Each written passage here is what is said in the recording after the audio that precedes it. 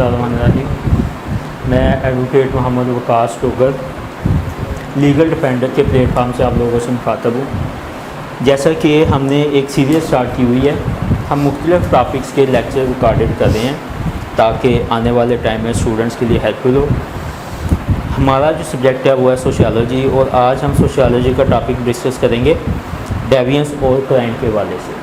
Question paper में mostly इस तरह क्वेश्चन आता है, define deviance and crime, what are the different reasons of existence of deviance और difference between the deviance and crime. ये दो तीन इसके डिफरेंट पार्ट्स हैं। सबसे पहले हमें पता होना चाहिए कि डेविएंस किसको कहते हैं, क्राइम किसको कहते हैं। उसके बाद हम आगे जाएंगे इसकी एग्जिस्टेंस की तरफ। तो स्टार्ट करते हैं सबसे पहले कि डेविएंस होती क्या है। डेविएंस को कहता है कि हम कहते हैं इनहराफ। इनहराफ कहते हैं इनकार करना, किसी चीज़ को ना मानना या उसके ख़िलाफ़ जाना, उसको कहते हैं डेविएंस।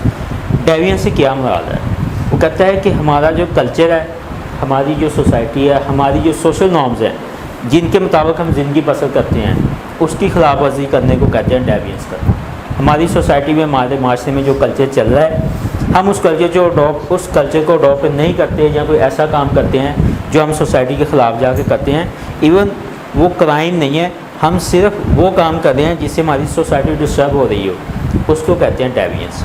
दूसरा वो कहता है कि क्राइम क्या है। क्राइम वो है जो जुर्म है, जो तमाम किस्म के जराइम हैं। अब वो कहता है कि डेविएंस की definition, deviance is a behaviour that violate the social norms. हमारी सोसाइटी में, माशरे में जो मुख्तलिफ़ किस्म की अखलाकियात, रवायात, रस्म व रिवाज है, उसकी खिलाफ वर्जी करने को डेविएंस कहेंगे। और violation of enacted law is called crime.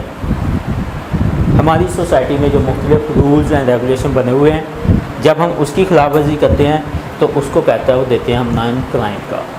ये ज़्यादा संगीन होते हैं, ये जो है ये कम संगीन है। ये वो चीज़ें हैं जिसके ख़िलाफ़ जो लॉ है, जो कानून है, एक्टिव नहीं होता। लेकिन जब सोसाइटी में क्राइम होगा, उसको हम कहेंगे कि उसको कंट्रोल करना है। उसको कंट्रोल किसने करना है? उसको कंट्रोल करना है पुलिस ने, जुडिशरी ने, अदालती सिस्टम। पुलिस क्या करेगी? पुलिस पकड़ेगी, पकड़ के मुलज़म को अरेस्ट करके आगे पेश कर देगी। बाकी काम है कोर्ट्स का, अदालतों का। अदालत उस मुजरम को सजा देगी, उसको मुजरम डिक्लेयर करेगी, जो उस पर इल्ज़ाम लगा है, या वो बरी हो जाएगा या वो पकड़ा जाएगा। तो ये डेविएंस और क्राइम, अगर हम इसको तो डिफरेंट टर्म्स में देखें तो हम इसको ये भी कह सकते हैं फॉर्मल एंड इनफॉर्मल। हम फॉर्मल एंड इनफॉर्मल का इसको ये नाम भी दे सकते हैं। फॉर्मल यानी कि रस्मी, और इनफॉर्मल कहते हैं गैर रस्मी को। इनफॉर्मल जो है, इसको वो कहता है कि किसी भी किस्म का जो लॉ है वो नहीं है इसके लिए। फॉर्मल जो रस्मी है, इसके लिए मुख्तलिफ रूल्स एंड रेगुलेशन बने हुए हैं। हम क्राइम को फॉर्मल भी कह सकते हैं, फॉर्मल डेविएंस।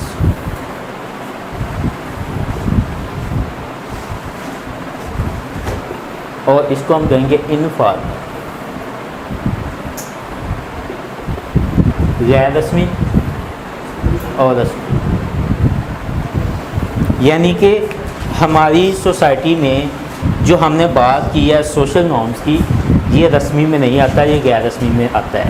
ये वो चीज़ें हैं जो हमारे पास रिटर्न में मौजूद नहीं हैं, लेकिन जो लॉ की वायलेशन है, लॉ के मतलब वो कहता है कि ये फॉर्मल डेविएंस है, इसके मतलब हमारे पास चीज़ें रिटर्न में मौजूद हैं। हमारे पास बाकायदा PPC है, मुख्तलिफ सेक्शन दिए हुए हैं। जो भी क्राइम है, उस क्राइम के मुताबिक उस बंदे को सज़ा दी जाती है जो उसने जुर्म कमिट किया है। तो वो कहता है वायलेशन इनेक्टेड लॉ, यानी कि जिस स्टेट में हम रहते हैं वहाँ पे जो रूल्स एंड रेगुलेशन है उसकी खिलाफ वर्जी करने को कहता है, वो क्राइम का नाम देता है। उसी स्टेट में रह के जब हम वहाँ के कल्चर के ख़िलाफ़ जाएंगे, वहाँ की अखलाकियात के ख़िलाफ़ जाएंगे, रस्म व रिवाज के ख़िलाफ़ जो हमारी इक़दार है, माशरती इक़दार है, उसके ख़िलाफ़ जाएंगे, उसको वो कहते हैं, हम कहते हैं डेविएंस। आगे वो कहता है हमें पता चल गया कि डेविएंस क्या है, हमें पता चल गया क्राइम क्या है। अब वो कहता है रीजंस ऑफ एग्जिस्टेंस ऑफ डेविएंस। माशरे में, सोसाइटी में डेविएंस होती क्यों है, इसकी वजूहात क्यों है। सबसे पहले नंबर पे बयान लिखा है अनहेल्दी मेंटल इन्फ्लुएंसेस।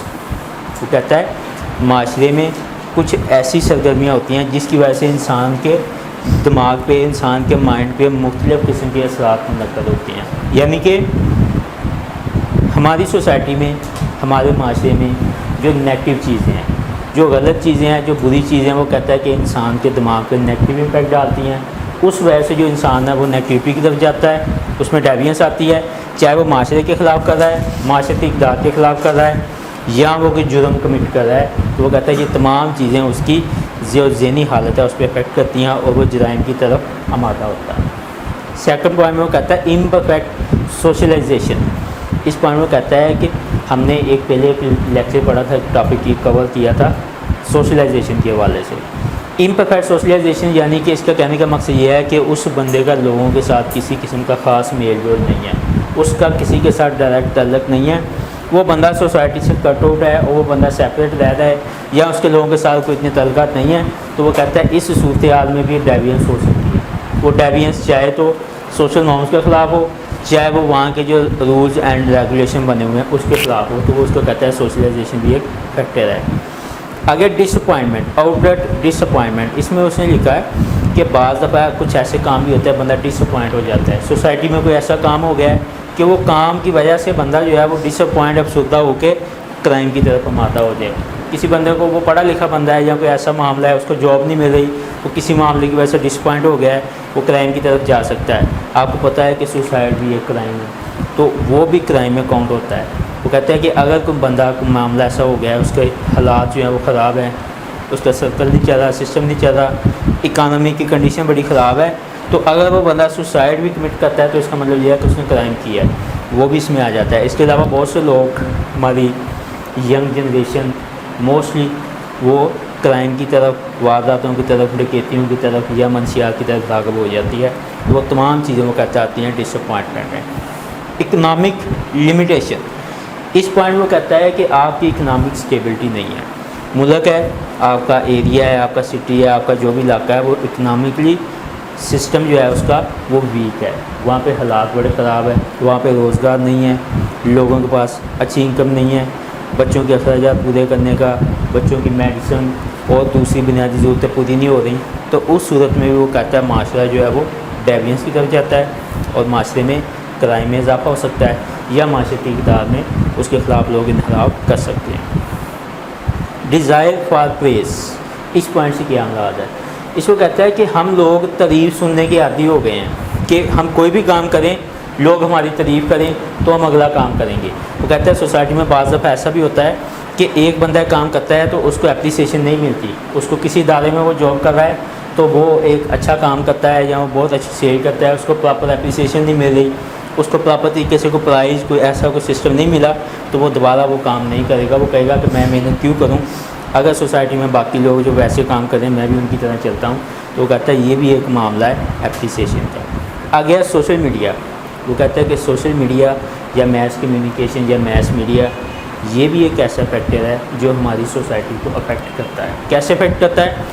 अगर हम नेगेटिव चीज़ें देखेंगे, हमारे बच्चे नेगेटिव चीज़ें देखेंगे, तो वो कहता है कि हमारी अगली जो जनरेशन है वो क्राइम की तरफ जाएगी। बहुत से बच्चे ऐसे हैं जो मूवीज़ देखते हैं, मूवीज़ में पकड़ दकड़, मारदार, कत्लो गारत, वारदात, डकैती, बदमाशी, ये तमाम चीज़ें जब दिखाई जाती हैं तो वो बच्चे की ज़िंदगी पर नेगेटिव इफेक्ट डालती है। इसलिए वो कहता है कि सोशल मीडिया जो है जो आपकी लाइफ को डिस्टर्ब कर सकता है, और इसलिए वो कहता है कि नेगेटिविटी जो है वो लाइफ में शामिल हो जाती है।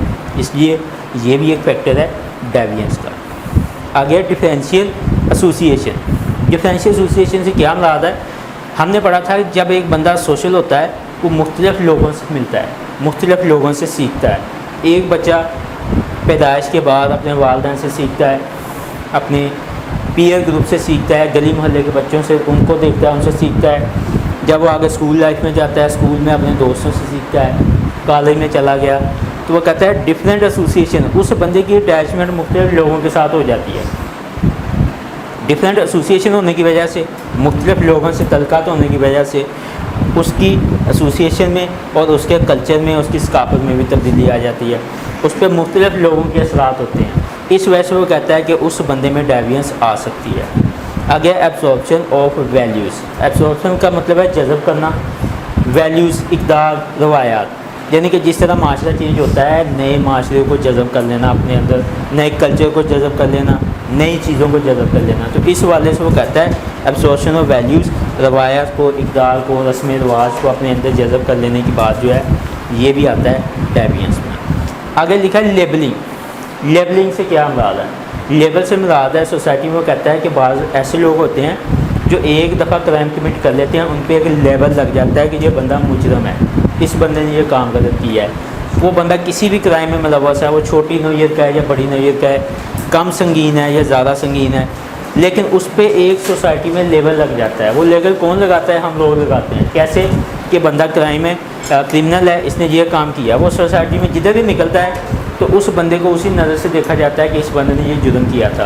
तो वो कहता है, वो बंदा फिर क्या करता है, दोबारा से क्राइम कमिट करता है कि अब जब मेरे ऊपर ये लेवल लग ही गया है कि मैंने ये काम किया है तो मैं कर लेता हूँ। लोग मुझे पहले भी इस नज़र से देख रहे हैं, मैं अगर दोबारा भी कर लूँगा तो फिर क्या फ़र्क पड़ेगा, क्या जाएगा मेरा। तो वो कहता है लेबलिंग भी एक ऐसा फैक्टर है कि जिसकी वजह से माशरे में डेविएंस में इजाफा होता है। अगला पॉइंट है डिसेमिनेशन ऑफ सब कल्चरल सोशलाइजेशन। इसमें वो कहता है कि हमारा जो कल्चर है, हमारा जो रस्म व रिवाज है, हमारी जो सकाफ़त है, ये भी असरअंदाज होती है और ये भी डेविएंस को मुतासर करती है। लोग नई चीज़ों को जल्दी अडॉप्ट नहीं करते, पुरानी चीज़ों को अपने ऊपर हावी रखते हैं और टाइम गुजरने के साथ साथ उसमें कुछ ना कुछ चेंजिंग, कुछ ना कुछ तब्दीली आती है, लेकिन वो एक लंबा अरसा है। इसलिए वो कहता है कि ये भी एक ऐसा फैक्टर है जो डेविएंस के हवाले से इम्पोर्टेंट है।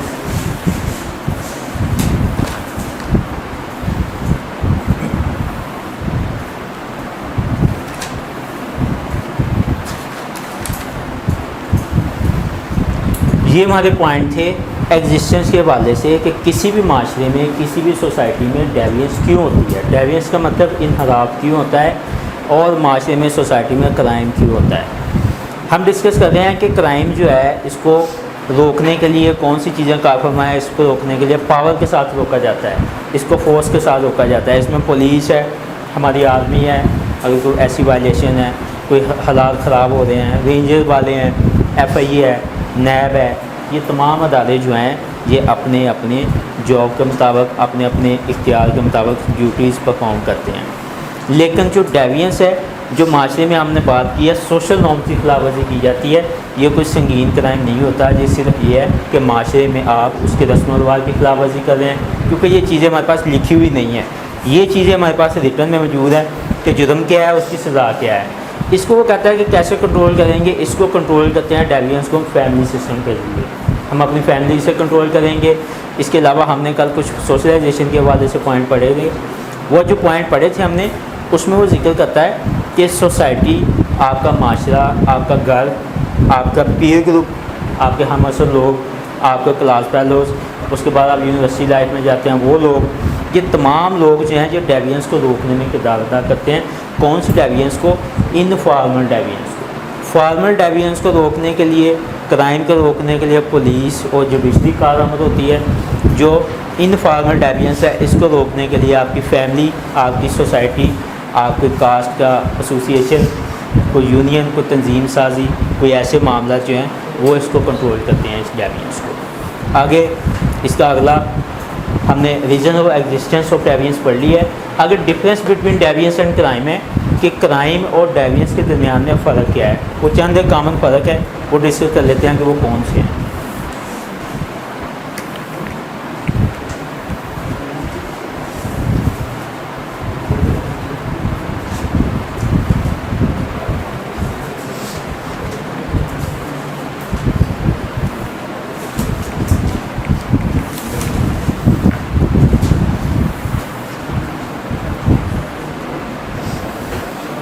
नंबर फर्स्ट पे है वायलेशन।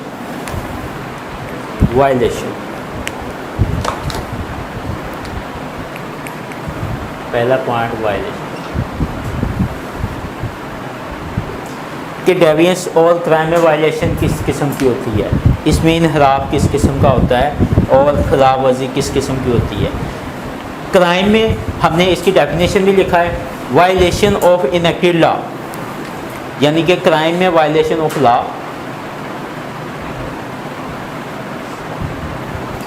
और डेविएंस में आएगा violation of social norms.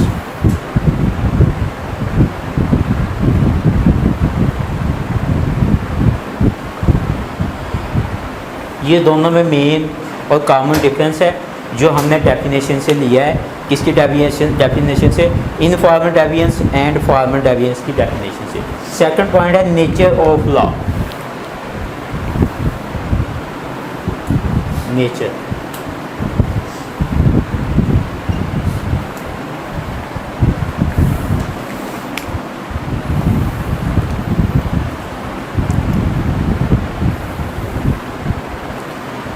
Nature of law, कानून साजी के बारे में, कानून के बारे में वो कहता है कि वायलेशन में किस तरह का कानून होता है और क्राइम में किस तरह का कानून होता है। तो वो कहता है कि जो क्राइम है इसमें जो लॉ है आपके पूरे मुल्क में एक जैसे ही होगा, यानी कि जो पीपीसी हम पंजाब में पढ़ रहे हैं वही पीपीसी सिंध में है, वही पीपीसी बलूचिस्तान में है और वही पीपीसी केपीके में है। मुजरम जो है, मुलजम जो है उसकी सज़ा लिखी हुई है, जो जुर्म करता है उसकी सज़ा लिखी हुई है और वो तमाम लोग उसी सज़ा को उसी पीपीसी के मद्देनजर रखते हुए फैसला करते हैं। लेकिन जो डेविएंस वायलेशन ऑफ सोशल नॉर्म है वो कहता है कि हर एक इलाके में डिफरेंट है। वो बलूचिस्तान में डिफरेंट होगी उनके अपने मुताबिक, उनकी नॉर्म्स के मुताबिक, पंजाब में डिफरेंट होगी और दूसरे सूबों में डिफरेंट होगी। जैसे हम केपीके में देख लें, जिरगा सिस्टम चलता है, पंजाब में ऐसी कोई चीज़ नहीं है। अगर वहाँ पर कोई जिरगा की खिलाफवर्जी करता है तो उसको वो अपनी सोसाइटी के मुताबिक उसको सज़ा देते हैं। कहता है कि ये तमाम एरियाज़ में, तमाम कंट्रीज़ में common law is common in whole country, but violation deviance law is different in different areas. मुख्तलिफ एरिया में वो कहता है कि इसके हवाले से जो कानून है, इसके हवाले से जो लोगों ने अपनी सोसाइटीज़ बनाई हुई हैं, उन सोसाइटीज़ ने अपने एरिया के मुताबिक इसको डिस्ट्रीब्यूट किया हुआ है। अगला पॉइंट है कंट्रोल, हाउ टू कंट्रोल। तीसरा पॉइंट कंट्रोल के डेविएंस में फार्मर को कैसे कंट्रोल किया जाता है और डेविएंस में इनफॉर्मल को कैसे कंट्रोल किया जाता है। सोशल ऑर्गेनाइजेशन कंट्रोल करती है डेविएंस को। सोशल ऑर्गेनाइजेशन कंट्रोल में है। सोशल ऑर्गेनाइजेशन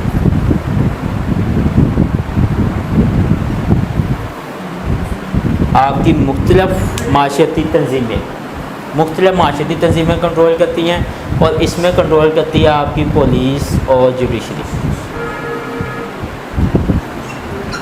क्योंकि ये बाय फोर्स कंट्रोल होता है। जो बंदा क्राइम करता है उसके खिलाफ पीपीसी के ज़रिए उसको सज़ा दी जाती है, उसको पनिशमेंट दी जाती है।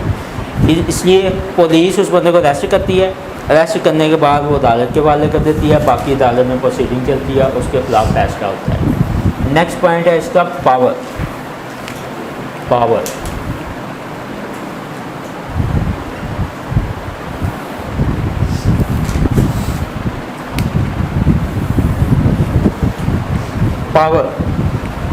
इसमें कहता है जब इसको सोशल ऑर्गेनाइजेशन कंट्रोल करती है तो मतलब यह है कि इसमें सारा कंट्रोल जो है वो सोसाइटी के पास है। Society has power to control, society has power to control. लेकिन जो हमारा दूसरा सिस्टम है, जो हमारी फॉर्मल डेविएंस है, जिसको हम क्राइम बोलते हैं, इसको वो कहता है control by government. Government has power to control. इसमें तमाम इख्तियारात गवर्नमेंट के पास है और वो इसको कंट्रोल करती है सोसाइटी। रिटर्न और डॉक्यूमेंटेशन अगला पॉइंट है, रिटर्न और documentation.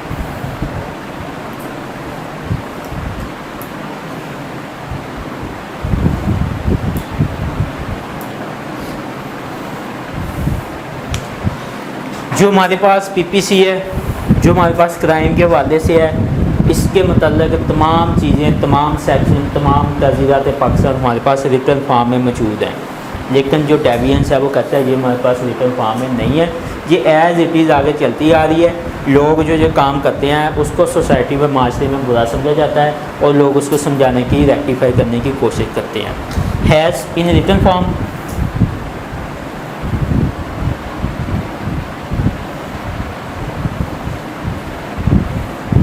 not in written form।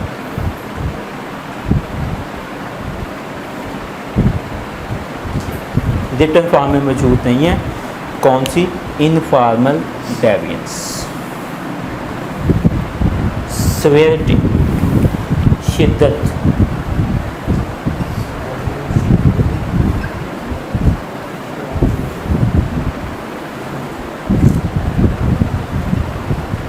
More severe and less severe.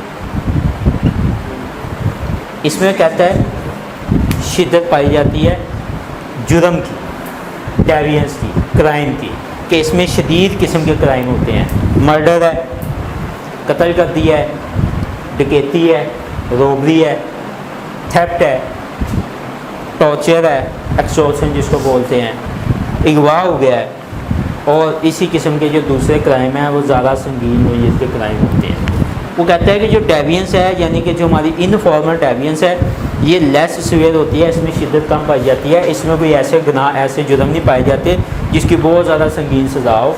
कि सिर्फ वो बंदा क्या करता है, वो माशरती इक़दार के ख़िलाफ़ चलता है, वो माशरे के इक़दार के ख़िलाफ़ चलता है, वो ख़ुद को माशरे के मुताबिक चलाता नहीं है, उसकी मुखालफत में जाकर वो करने की, बात करने की, रहने की, कल्चर को चेंज करने की कोशिश करता है। तो इसलिए वो कहता है कि ये लेस सिवियर है।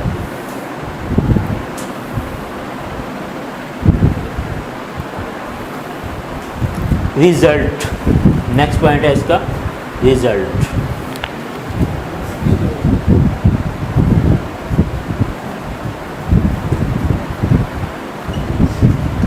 नेगेटिव नहीं, नेगेटिव कमेंट इसमें आएगा,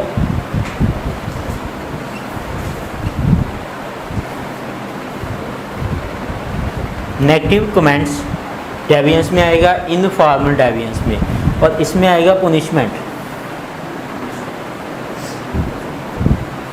मतलब क्या है, रिज़ल्ट से मुराद क्या है कि माशरे में, सोसाइटी में किसी ने कोई जुर्म किया है, तो अब उसका रिज़ल्ट क्या है, उसको सज़ा मिलेगी, उसको पनिशमेंट मिलेगी अकॉर्डिंग टू पीपीसी।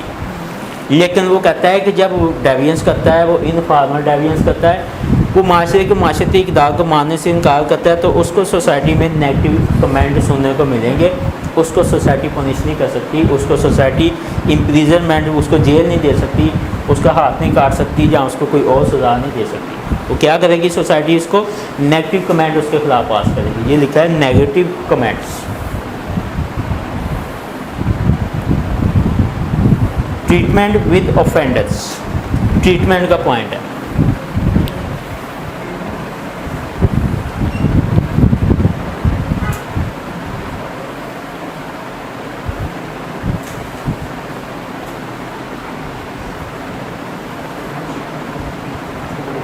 ये हमारा क्राइम और ये हमारी डेविएंस।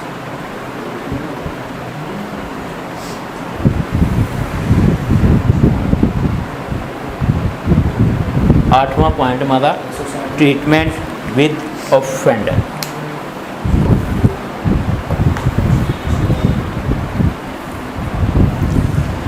वही चीज़ रिज़ल्ट की जैसे हमने बात की है कि इसमें पनिशमेंट दी जाती है क्राइम की सूरत में, कोई इसने संगीन क्राइम किया है, और इसमें वो क्या करता है कि नेगेटिव कमेंट पास करता है। ट्रीटमेंट विद ऑफेंडर, वो बंदा जिस बंदे ने वो काम किया है, जिस बंदे ने क्राइम किया है। ऑफेंडर उसको बोलते हैं जो बंदा जिसने क्राइम कमिट किया है। अब वो कहता है इसके साथ क्या ट्रीट किया जाएगा, क्राइम में कैसे ट्रीट किया जाएगा और डेविएंस में कैसे ट्रीट किया जाएगा।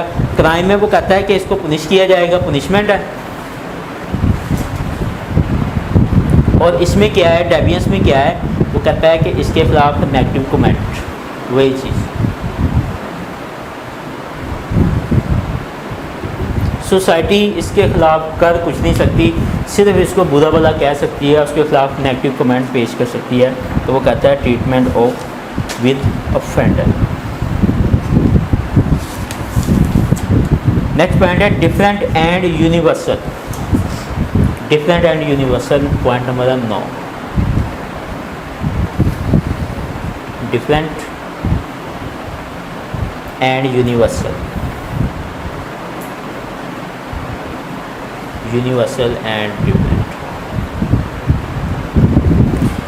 जैसा कि हमने इधर लिखा है नेचर ऑफ लॉ, इसमें उसने कहा था law is common in whole country.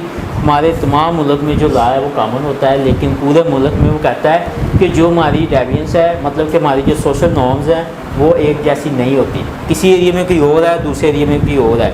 तो वो कहता है कि इधर जो है जो भी किस्म का लॉ है, जो भी किस्म का कानून है वो यूनिवर्सल है, पूरे कंट्री के लिए वो एक जैसा है। और इधर वो कहता है कि डिफरेंट है, हमारे सूबों में मुख्तलिफ है, तमाम सूबे वहाँ पर डिफरेंट कल्चर्स है, उस कल्चर के बाद से मुख्तलिफ माशरती इक़दार हैं जिसकी लोग खिलाफवर्जी करते हैं। पनिशमेंट्स हमने लिख ली है। पनिशमेंट लास्ट पॉइंट इसका, पनिशमेंट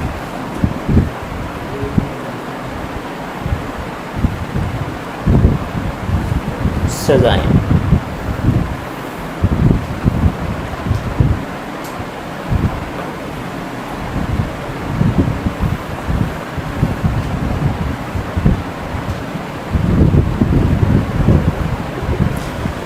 पनिशमेंट वो कहता है कि जो क्राइम करेगा उसको सज़ा दी जाएगी by PPC, Pakistan penal code, और जो बंदा डेविएंस यानी कि इनफॉर्मल करता है उसके ख़िलाफ़ वो कहता है सोसाइटी जो है नेगेटिव कमेंट पास करेगी। यानी कि अगर कोई बंदा डेविएंस या इनफॉर्मल डेविएंस करता है तो ये वो माशरती इक़दार की खिलाफवर्जी करता है। इसके ख़िलाफ़ कोई ऐसा कानून नहीं है क्योंकि ये रिटन फॉर्म में मौजूद नहीं है, इसलिए इसको किसी भी किस्म की सज़ा नहीं दी जा सकती। लेकिन जो बंदा क्राइम है, जो क्रिमिनल करता है, जो क्रिमिनल एक्टिविटी में मुलव्वस है, उसके ख़िलाफ़ वो कहता है कि बाकायदा सज़ा है पाकिस्तान पिनल कोड के मुताबिक।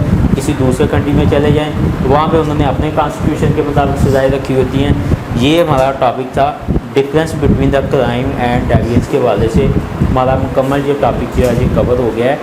इसमें हमने पढ़ा किया है कि डेविएंस क्या होती है, क्राइम किसको कहते हैं, इनफॉर्मल डेविएंस कौन सी है, फॉर्मल डेविएंस कौन सी है, हमारे माशरे में, हमारे सोसाइटी में इसकी मौजूदगी की वजह क्या है कि क्यों होती है, उसके हमने ये कुछ पॉइंट पढ़े हैं। उसके बाद हमने डिफरेंस पढ़ा है between the crime and deviance. इसको हम ये भी कह सकते हैं difference between the formal and informal deviance. Formal deviance and informal डेविएंस।